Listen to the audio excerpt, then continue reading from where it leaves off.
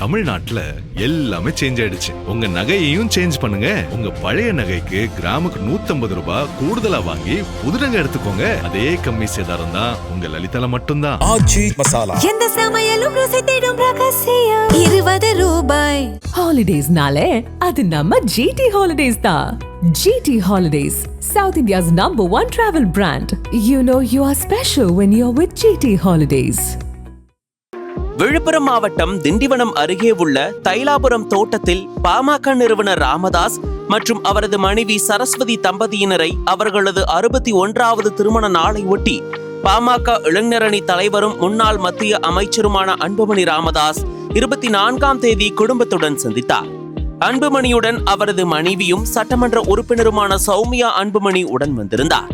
வீட்டிற்கு வருகை தந்த அன்புமணிக்கு ஆரத்தி எடுத்து உற்சாக வரவேற்பு அளிக்கப்பட்டது. சந்திப்பின் போது ராமதாஸ் அன்புமணியை ஆற தழுவிய ஆனந்த கண்ணீர் வடித்த காட்சியும், அன்புமணி தம்பதியினர் ராமதாஸின் காலில் விழுந்து ஆசீர்வாதம் பெற்ற உணர்ச்சி பூர்வமான காட்சிகளும் வெளியாகி பாமக தொண்டர்களை நெகிழ்ச்சி அடைய செய்துள்ளன.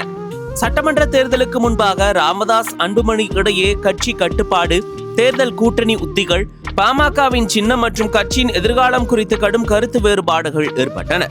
இந்த மோதல் பாமகவுக்குள் பிளவை ஏற்படுத்தியது மட்டுமின்றி உயர்நீதிமன்றம் வரை சென்றது. தேர்தலில் அன்புமணி தரப்பினர் பெரும்பாலான இடங்களில் வெற்றி பெற்ற நிலையில் இரு தரப்பினரும் மீண்டும் ஒன்றிணையும் சூழல் உருவாகியுள்ளது.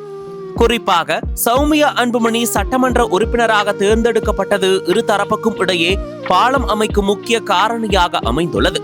தேர்தலுக்கு பிறகு அரசியல் களத்தில் ஏற்பட்ட மாற்றங்கள் மற்றும் பாமகவை வலுப்படுத்த வேண்டிய தேவை ஆகியவை இந்த மீட்டுருவாக்கத்திற்கு வழிவகுத்துள்ளதாக அரசியல் வட்டாரங்கள் தெரிவிக்கின்றன. இந்த சந்திப்பு பாமகவுக்குள் நிலவிய உள்கட்சி மோதலை முடிவுக்கு கொண்டு வரும் முக்கிய நிகழ்வாக பார்க்கப்படுகிறது. ராமதாஸின் தலைமையும் அன்புமணியின் இளைஞர் ஆதரவும் இணைந்தால் பாமக மீண்டும் வலுவான அரசியல் சக்தியாக உருவெடுக்கும் வாய்ப்பு உள்ளதாக அக்கட்சியினர் நம்புகின்றனர். குறிப்பாக வட மாவட்டங்களில் பாமகவின் செல்வாக்கை மீட்டெடுக்க இந்த ஒற்றுமை உதவும் என கூறப்படுகிறது.